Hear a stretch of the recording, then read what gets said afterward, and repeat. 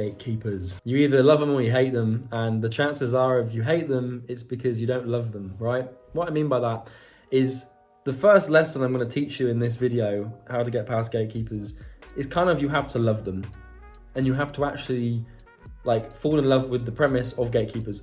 Might sound weird, might sound a bit out there, but fundamentally, if you hate dealing with gatekeepers, then you're never ever going to get past them.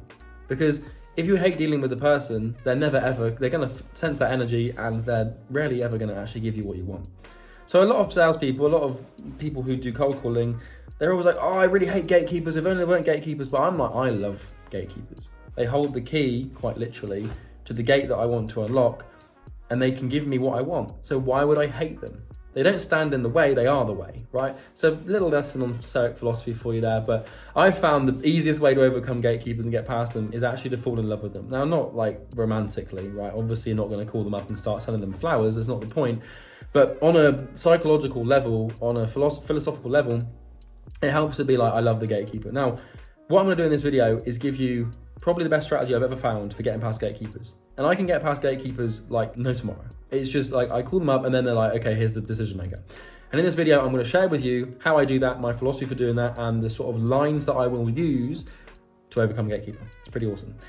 First things first, who am I? Why should you trust some gold buy? I was going to say bold guy in a blue t-shirt, but it came out as gold buy, so whatever that means. Why should you trust a bold guy in a blue t-shirt who's just sat here in a fucking beanbag talking about cold calling and gatekeepers? Well, I've built two companies, a marketing agency to 7 figures, which I've now exited, and a coaching business to multi-7 figures, which I'm still running. I built the first agency from 0 to 6 figures with cold calling. And obviously to do that, you have to get past gatekeepers quite a lot. I don't know how many cold calls I've made. I used to do 200, 300 calls a day for about 2 years. And it was how the boy became a man, so to speak. So I entered my cold calling apprenticeship a boy, and I left a man. I feel like it was the thing that forged me, right? Cold calling is the fire that forged the metal that is now present day Charlie Morgan. And I genuinely mean that. It's the best form of character development and sales skill learning and just business learning in general and communication ever, right? People are like, Charlie, how do you sit down and record videos without making mistakes? Although I did make a mistake earlier, ironically. But like, I get questions from clients a lot, like, how do you become fluent in your speech and more articulate? And how do you have the verbal dexterity to communicate complicated ideas in a simple manner? Just cold calling. Because if you can get good at communicating with people under pressure, you learn what to say in all situations and you can really become articulate. But let's talk about gatekeepers. First things first, like I said, you have to love them. If you don't love them and you hate them, then you're never ever going to get what you want. It's like objections in sales. If you hate objections, then you're always going to deal with them as if you hate them. And whenever you deal with something that you hate, you tend to not win, right? So let's talk about gatekeepers. The first thing you've got to realize is they have a job. They have one sole purpose, right? And obviously, except from maybe managing the calendar of the person you're trying to talk, from a cold calling and sales perspective, the gatekeeper has an intention and a bias, right? They have a goal. The goal is to put through people that the business owner wants to talk to and send people away who the business owner does not want to talk to from a phone perspective. So the gatekeeper and the phone, they have one goal, right?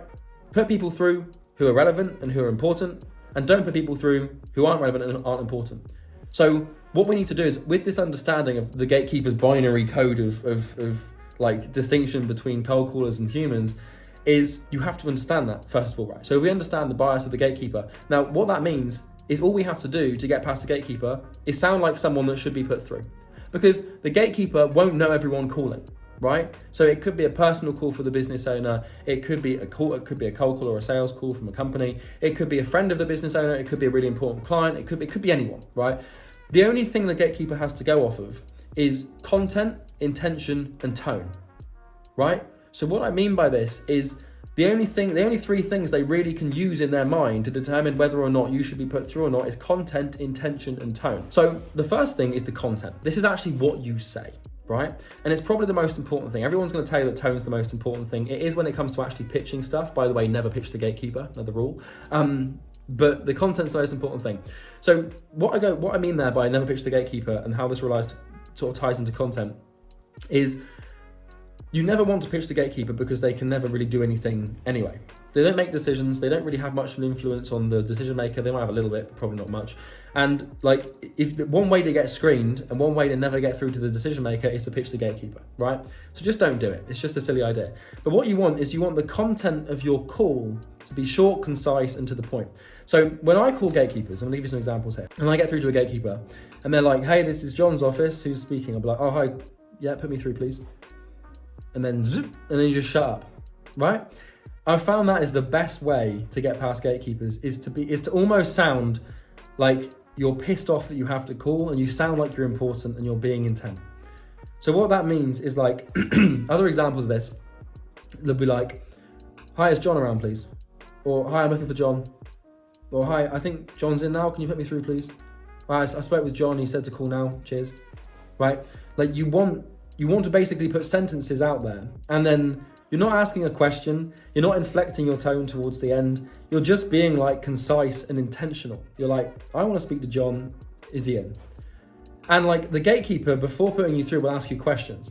It's like, well, who's calling, or what company are you calling from, or where are you calling from? And if they're like, well, who's calling? I'm like, oh, it's Charlie, he'll know who it is. What company are you calling from? It's like, oh, there's no company, right?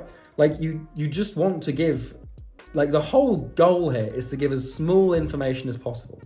So the sort of, for the content of this sort of thing, for the first rule of gatekeeper bypassing, the content thing, the framework is extremely short but concise. Hi, I'm looking to talk to John, or hi, I'm after the director, please. Or hi, can you put me through to the CEO, right? But you want to sound, the key is you don't just want to say that, you need to sound like you should be talking to the person that you're asking for. So if you call up like, hi, could I please speak to John, maybe? It's just weak. It's just, you want to go in and be like, hi, John, please.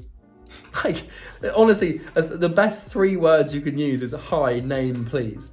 Hi, John, please. And then the gatekeeper's like flustered, like, what? It's like, yeah, I'm looking for John. Like, you don't really want your interaction with the gatekeeper to ever exceed a full sentence. If anything, you want to try to avoid putting full stops on the end of any of your articulation. You just want to be like so concise. It's like, yeah, John, cheers. I'm on for John, thank you. Or like, you know, you can get like when the gatekeeper's like, who's calling? It's like, I'm just looking to talk to John, please. You don't want to give them any information really. So that's the first thing with content, is it should be concise. And I honestly like never using more than 5 or 6 words per sentence with a gatekeeper. But they will continue to ask you questions. So they'll be like, oh, well, who's calling? Or what company are you calling from? Or where are you? If they say, where are you calling from? My favorite thing to do is just tell them the city I'm in. So if someone's like, oh, well, can I just ask for your name and where you're calling from? I'm like, oh yeah, it's Charlie, I'm calling from London. It just throws them off. And like what they're now doing in their mind, remember what I said earlier about the gatekeeper has like a decision to make. They have 2 types of people that should be put through and people that shouldn't, right? And people that should be put through, the only way for the gatekeeper to know that is if they sound like they should be put through. So our goal with the content of what we're saying is to sound like someone who should be put through. And what do you want to sound like? You want to sound like a CEO. You want to sound like a business owner who's slightly pissed off you're having to make the call. And I learned this from my cold calling trainer, Benjamin. So I can't take credit for a lot of this philosophy, but I can teach it to you and pass down the knowledge. So like, you want to imagine like, who would the gatekeeper put through, right? It's going to be like a high level like executive of a company that is trying to reach the other person because they already have an existing relationship. And how do those people talk? Well, they're direct, they're concise, they sound slightly annoyed they even have to make the call in the first place. If you can emulate that, then the gatekeeper won't know what to do, and they'll probably just default to putting you through. Liken it to this, right? So you've probably been to a live event, a concert, or like a boxing event or a sports event. You've probably been somewhere before, like an event where there's security. And with security guards, their goal is to like keep people who shouldn't be in out and keep people who should be in, right? If you, like, let's say you go, so I did this once where I went to a boxing event in the UK. It's like a YouTuber boxing event, it's a few years ago. And I managed to get to the ringside of the boxing event. So I put a suit on and I walked with intention. And when the security guard by the ringside was like, who are you? I'm like, oh, it's Charlie. And I just said it as if they should know who I am, and they just let me in. And it's basically like that. Like, if someone assumes you should be there because of how you look, your intention and the content of your speech and the way you carry yourself, because you stepped feet into who should be there and you sound like that, then they will let you in. So it's the same with gatekeepers. Content should be focused purely around like quick, snappy words. You're not being rude. You're not being like aggressive or mean to the person. You're just being direct. Like, oh yeah, John, please. Oh yeah, it's Charlie. Oh, there's no company. No, he'll know who it is. It's a personal call. It's fine. Now, if you've watched my other video, or it may or may not be out yet, but I've got another video either out now or coming up, which is how to actually open the cold call. So you don't have to worry about, like, I will say to people, like gatekeepers, like, yeah, it's a personal call for John. Oh yeah, it's pretty sensitive. I'd rather just talk to him.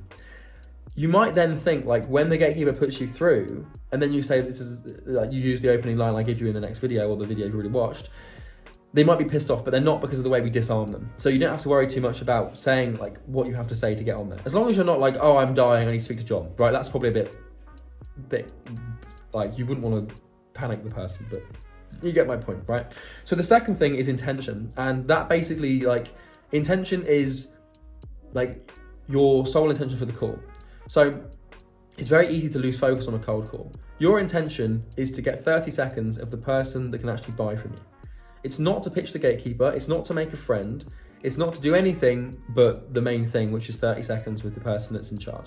So you don't, like, a lot of the time, people have these weird intentions for cold calling. Like, I just want to get the person's email, or I want to get a time to call back, or I just want to befriend the gatekeeper, or I want to warm the gatekeeper up. Your intention should be 30 seconds with the person in charge who can make the decision. That's it. And that's your sole main focus of the call, is that. And everything leading up to that request with the decision maker should be geared towards that intention. And the reason that you can be so concise in your speech and so concise with the content of what you're saying is because you've got a very specific intention. So just bear that in mind. It's a very short point, but intention is the second thing. And keep your eye on the fucking prize. Don't go off into conversation with the gatekeeper. Oh my God, I used to do this. I see people who are like, they'll spend like 5 minutes talking to the gatekeeper, like being all flirty or being all nice. Like, oh, sounds like you've got a really important job here. And the gatekeeper just wants to get on with their day. So it's better for you and the gatekeeper if you're just concise. It's kind of like if you go to a fucking restaurant, and if you're stood there with the menu for like 10 minutes whilst the waiter's just stood there, like, make the decision. Like, you should come into the restaurant with intention. You know what you want, you order it, you're done. Don't waste anyone's time, right? The third one is tone. And like I said, the key to the tone is it's to put yourself in the shoes of the person that would need to be put through by the gatekeeper. So every time I make my cold calls, and I go through to the gatekeeper, I want to sound like a pissed off 8-figure, multi-8, 9-figure CEO who's annoyed that he has to make the call. And CEOs will talk directly, concisely, with a very small element of arrogance. You don't want to sound arrogant, but you want to sound like you're slightly annoyed you're even having to make the call. And when you have that tone, and when you just have that like abrupt, to the point, hey John, please, like, it just throws the gatekeeper off, because they're so used to dealing with cold callers who are like, hi, it's Charlie Morgan here. I'm calling from this overseas company. I'm looking to get 5 minutes with John. Is he around? cough. Like, that shit doesn't work. You want to take what everyone else is doing and do the complete opposite. Hi, John, please. It just works so much better. Like, I can't tell you how much, like, and I've had this before with gatekeepers who are like, oh, what? Okay, yeah, just 2 seconds, please. And then they'll like come back like, who is it, please? And be like, oh, it's Charlie, he'll know. And then like she'll go, she might be like, oh, I've got this guy called Charlie on the phone. He says you'll know who it is. He sounds like he's not really saying much. I don't really know like what he wants. I'll just put him through. That's sort of how the conversation happens in the office when you call the gatekeeper. If you don't give lots of information, if you're concise, if you have intention, and if the content of your speech never exceeds more than 6 words per sentence, the person kind of has to put you through.